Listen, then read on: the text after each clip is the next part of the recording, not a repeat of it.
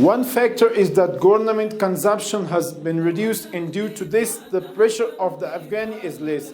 Also, due to banking problems, imports have also decreased, which also reduces the pressure on the Afghani.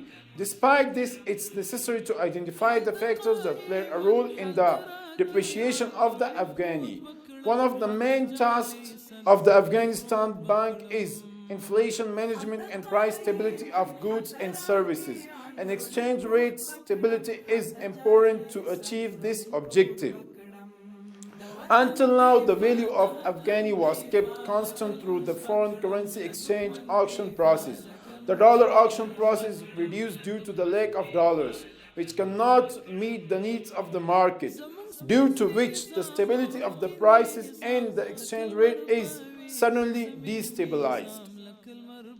Although the Afghanistan Bank plays an important role in the managing inflation and stabilizing the value of the Afghani, there are other factors that affect the value of the Afghani.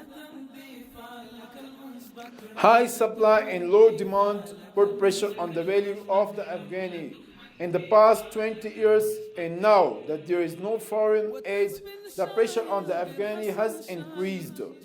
Generally, economy and economic growth and export and import is another factor that can directly affect the exchange rate.